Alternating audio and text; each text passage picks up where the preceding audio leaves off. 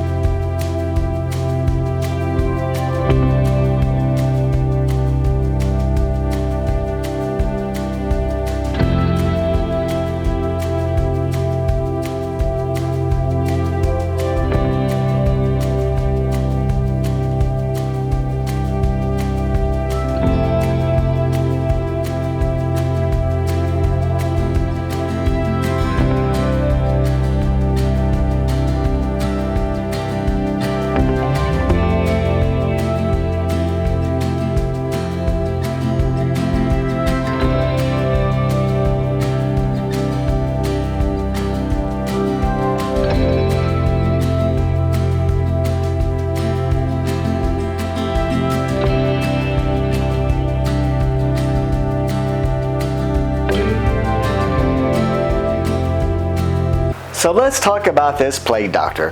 What's there to like? What's there not to like? So first of all, just visually, he's stunning. He really is. He's 7 feet tall, and when you just look at him, I think he looks really, really good. I am happy with his look. This faux leather here looks really good, both on this tie, both on this jacket. His face is pretty cool. So if you notice, there's a lot of lighting going on. Right now, his eyes are lit up. The face has a lot of light going around it. His collar here is lit up, and of course his lantern is lit up. Now this lighting that's done here and on the face, this is called L-wire, and I'll put a link in the description for you to this. You might have seen this on videos from, like, say, Burning Man or other Halloween costumes. It's a really neat effect, and I can't ever recall seeing L-wire used on a animatronic, and so I think that's really cool that they have added that. It's a really nice touch, and it looks really cool in the dark. I also do really like his eyes, the way that there really aren't any eyes. I guess he has a mask on, but it's kind of like this fuzzed out effect, and it comes across looking really cool, especially that light changing the colors. I don't know, it's a nice effect. This hat is made well. It definitely looks like real leather. Now, something I do like about this hat is it actually has wire going all through the brim. So if you wanted to adjust it differently than what I have done here, then you certainly can do that. The lantern itself looks pretty good, and I like the fact that it's not just lit up solid, that it does have a flickering light in it. It's a hard plastic, the arms are hard plastic, and the feet are hard plastic. Now, the costume is good and the costume is bad. So I love this collar, I like his belt, and I like his satchel here. So all of those look pretty good. But then when you get down here to the underlaying piece, it's just this cheap nylon mesh, and I don't like the look of that. Now, he is rated for outdoors, and I'm assuming that's why they've used this particular type of material, so that it won't hold moisture. And that's okay, I get it. Let me just step back and take a look again.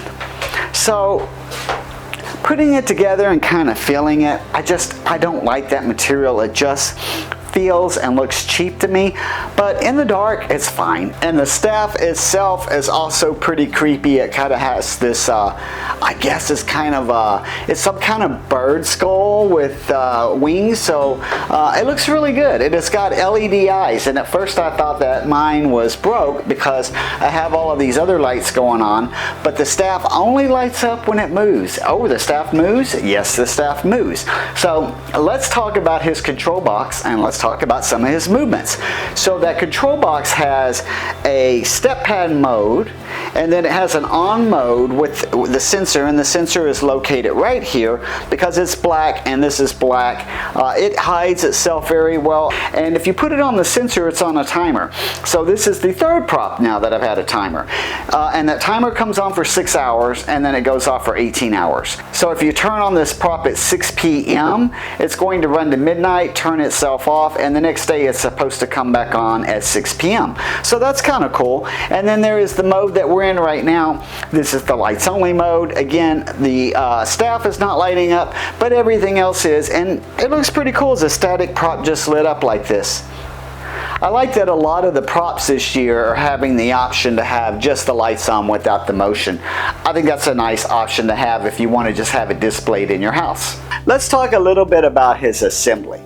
So if you go back and you watch the assembly video, you're going to find out that there's some things in the box that I never figured out what to do with them. Do they belong to him? I don't know. Do they just fall in the box?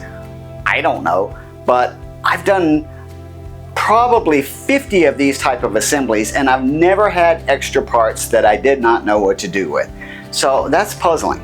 So also on the joints on his arms, on his hands, and on his head, they're all just the like the little U connectors that just drop down into slots like this.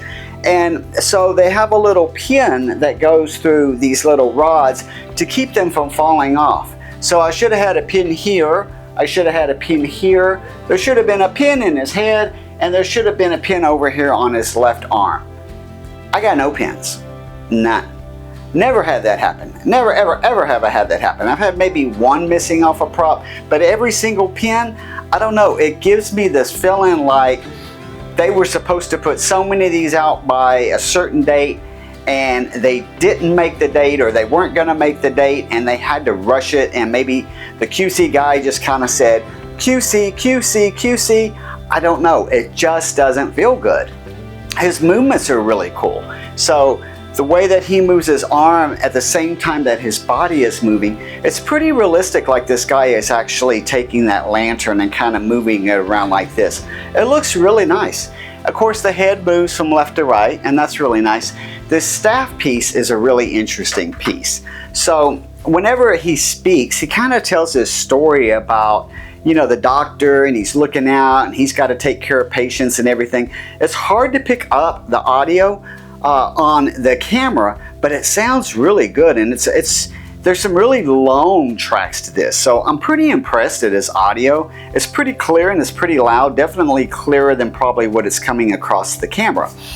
And at a certain point, whenever he says something, the lights or the eyes here on this bird skull start to flash, and he jabs that staff forward. And it's quite a shocking moment. So I do think that he definitely has shock value. If you put him in your yard, or you put him in your haunt, he triggers off, and somebody's standing there looking at him like this, they're not going to be expecting this staff to just come flying at you. So it's got a lot of shock value. That's the cool part. Now on the inside of the controls that make that happen, there's a motor that's slowly turning around and winding up this very tight spring. And so that spring is just pulling and pulling and pulling when that motor, and then that motor drops like an arm all of a sudden, and that spring throws this thing forward. Really cool effect, but I do wonder about the longevity of just that motor having to pull that tight spring. Another thing, whenever this thing comes flying out, you do need to know, like, the whole body here kind of shakes. Not quite as bad as what I just showed you, but the whole body shakes. So I'm not a fan of that. I wish that didn't happen, but you know, it's going to happen, and I'm probably being nitpicky about it. It's going to happen because of the force of this thrust of this staff coming forward. Now from the assembly of this guy, whew, it was kind of tough. I'm not going to say it's the hardest prop that I've ever put together. I'm going to say he is going to be somewhere between a medium and a hard. Definitely not a beginner's prop. There's nothing unique about the way that you put this thing together. You know, it's the typical pieces that the arms going into the socket and the head dropping down. So there's nothing unusual about that, but it's just the awkwardness of some of the pieces, like the size of this head, trying to hold that head and get the wires on there and drop it down where it needs to go. It's an awkward shape, and it's heavy and it's big. So that's just, it's not, I'm just not going to say challenging, it's just a little more work than what other props would be. And then when you're working with this costume, because it's top heavy, because of these faux leather pieces that it has on it, that kind of makes the top heavy. So when you're trying to drop it down or you're trying to manipulate it around or whatever, it's not bad, it's just awkward. Now let's talk about that sensor. Mine doesn't work. That's right. So in order to get my 7-foot Plague Doctor to turn on, I have to keep turning the switch on and off and filming for you so that we could have done the demo, but his sensor doesn't work. So unfortunately, mine is going to have to go back. Now this guy is made by a company called Pan Asian. If you saw my video on the Trickster Trio, that was also from Pan Asian. The Trickster Trio has problems. It already broke. 5 uses, 5 triggers while I was recording it broke. It's got to go back. Now that this guy's sensor's not working, he's got to go back. So I did get him whenever it was released for a limited release in July, online only, and I had to stay up to get him and some other things. So he's not available in the stores right now while we're recording. So if I bring him back, I'm not going to be able to get another one because they're not available. Hopefully when they get to the stores, I will be able to. I think I will, but again, I'm kind of on the fence. I'm thinking, did Pan Asian have something where they had to hurry up and push some stuff out real quick, and maybe that first run was bad? Or are all of them going to be bad? I don't know. But I just want to share all of that with you because I'm just not convinced about this one lasting a long time. So all in all, I think for $199, if you get one that works, I think it's a great deal. He does look really good, and I think personally I probably will be okay with him being a static prop. If you enjoyed learning about the 7-foot Plague Doctor, please give my video a like and consider subscribing. And until next time, stay spooky, my friends.